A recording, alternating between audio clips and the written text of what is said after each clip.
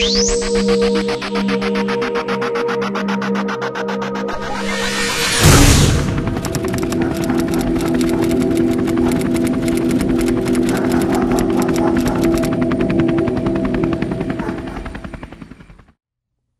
Eckhart is the world's most interesting and thought-provoking alien abductee in the world right now. Why is that? Well, he claims to have discovered a foolproof way to capture his elusive captors on video and film that he says backs up his claims.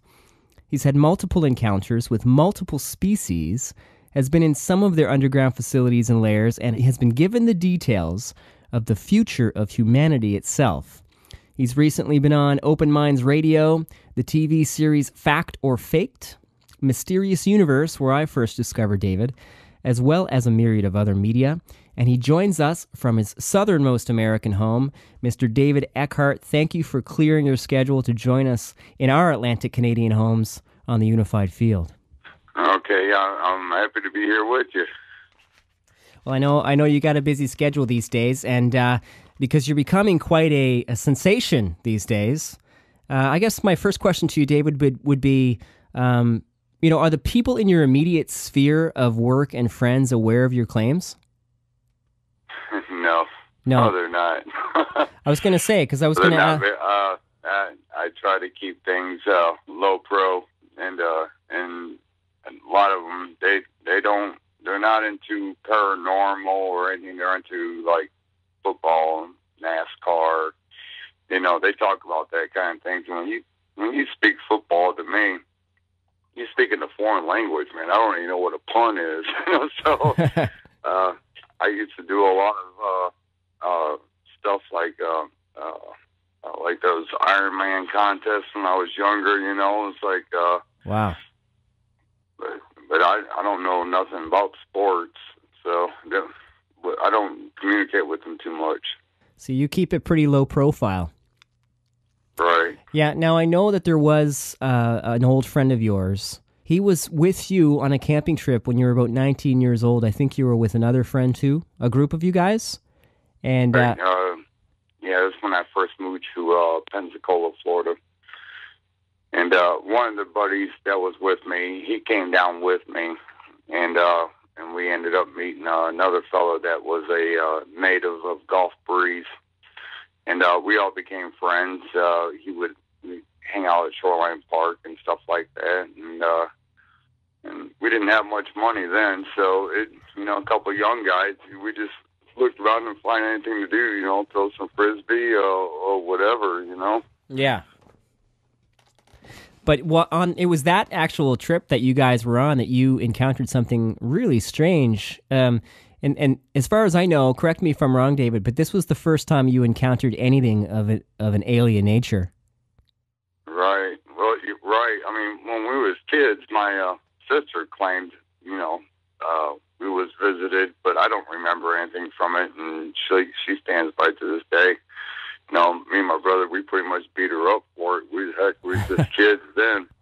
Right. But when we went out to these woods that he took us out to, it had a pond out there, and he wanted to show us it, and so he took us out there. First time I was out there, and we ran into some kind of entity out there, but that's not where it started.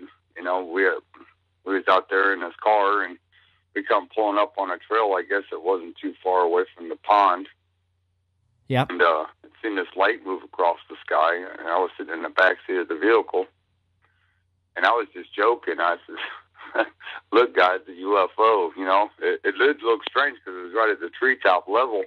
Right. But it was a little bit off in the distance, and I was looking, and we lost sight of it right there and then, but, we all kind of seen the light, but my buddy says, hey, the pond's over here, so we get out of the car, and we started following them through these woods, a little path, and kept noticing this little light through the woods, and it appeared to be moving and flashing, and I kept asking him, I said, what do you think that is? And he said, well, there's other people that come out here too, could, they could have a flashlight or whatever. So as we was following them through the woods, the light seemed to be getting closer and closer.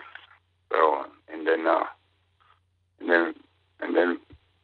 it was seemed to be trailing us in a radius, So it's it always had me confused at the time. It was like, because the way it was moving through the woods, and it didn't seem to illuminate. It was just like a light. Right. And then we ended up looking for some firewood. We was going to build a fire, and I kept watching the light as it would move in a radius around us throughout the woods, and kept getting closer. And finally got close enough for me to say, I'm going to find out what it is. So I took off chasing after this light, and then was cruising between the trees, like sweeping in and out of them. And I caught up to it, and it was right there in front of me, and then it flashed me in the eyes like somebody was taking a picture of me. And then for a second, you can't see nothing. It's totally dark, and then get my vision back, and it's cruising through the trees again. I must have chased it for 15 or 20 minutes. Really? Right. And then all I had on was a pair of blue jeans and tennis shoes. I didn't have a shirt on. I was barreling through weeds and briars trying to catch up to it, because I had to find out what it was. It was, I kept looking at it as like, it looked like maybe it was remote control or whatever. I couldn't figure it out, but I got a really close look at it, and then make a long story short. Yeah. So.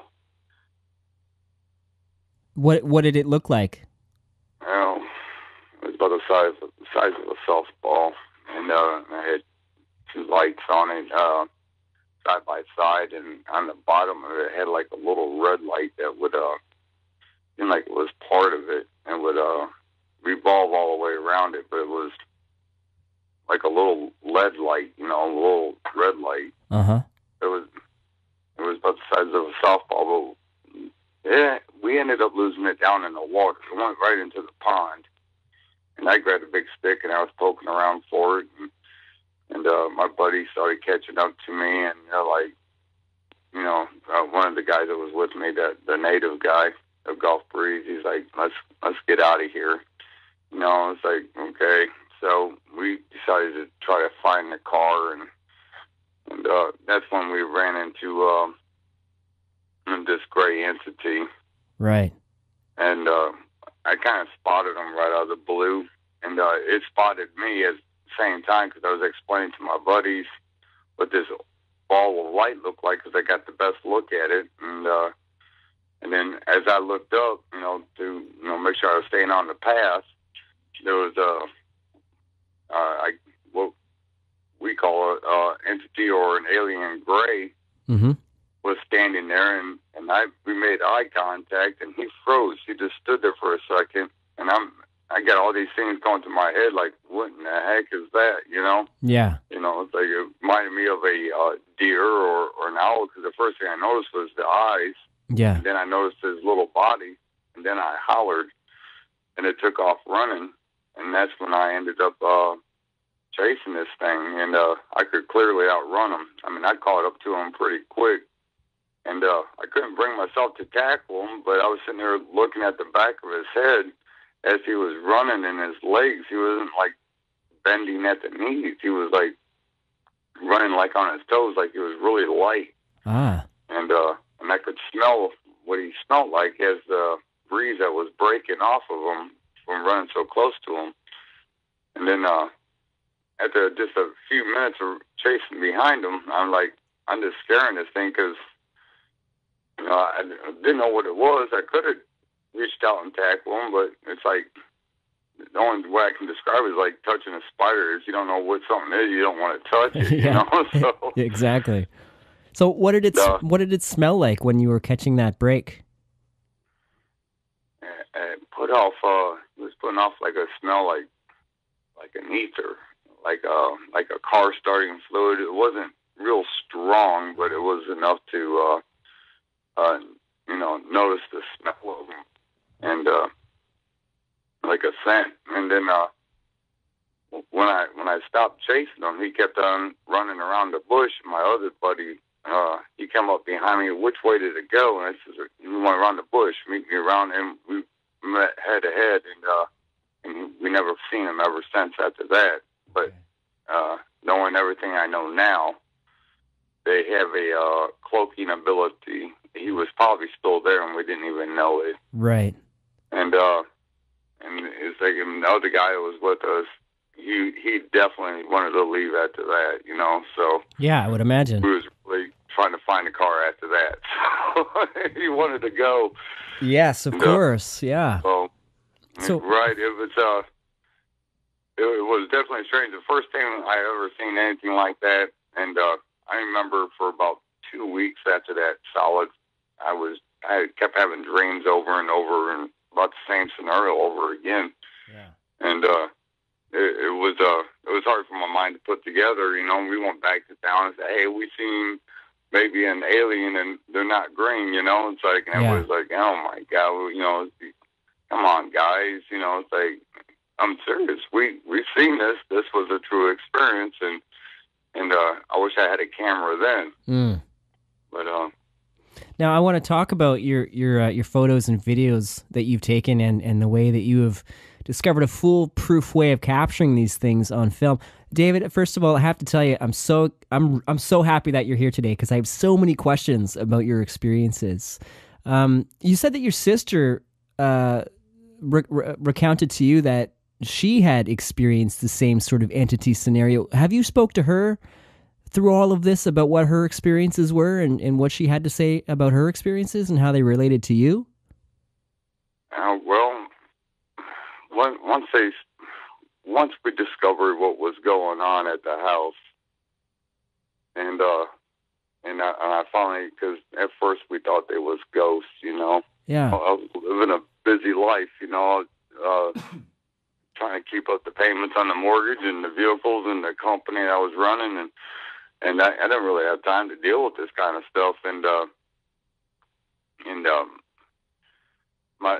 When the stuff started happening, I was talking to my sister about it, and you know, it's like at first I was telling her it might be poltergeist or something that was going on, and you know, she didn't really offer any questions and stuff like that. And then when I finally figured out that they were living beings and what they was doing, we started talking about it. She says, "Well, you remember that?" I said, "Yeah, I remember that. You know, about the time when we was kids. I don't remember what happened. I just remembered her telling me and my brother about it, that we was, you know, kids, and they came in the house, and she didn't really give too much detail about it." Did she say that you guys were involved too, David? I'm sorry? Did she say that you two were involved along with her when you were kids? Right, yeah, wow. My brother too. Okay. So it's... But neither my brother or I remember it, you know, remember anything. Mm-hmm. So, but heck, I think I was only like maybe 7 or 8 years old at that time. Right.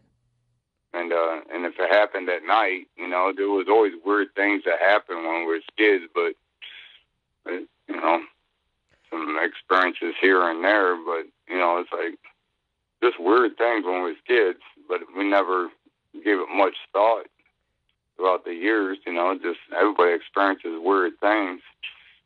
Right. I was going to ask you if you had any paranormal experiences like growing up, but you just answered my question. Seems to be a family affair that goes back right into your childhood. I find that fascinating. I have to ask you though, David, if I may here, what were the circumstances that led up to your first alien abduction, and what took place there? Well, I definitely remember when my first full awake or woke up in a situation that we was being abducted. I remember I was in a room, and they was taking measurements on me. I mean, they measured every square inch of my body. Okay. And I remember there was like maybe 5 or 6 of them in there, and they was all communicating back and forth, and but those were like bits and pieces, and and I really wasn't putting it together at the time. But that's what was going on. I was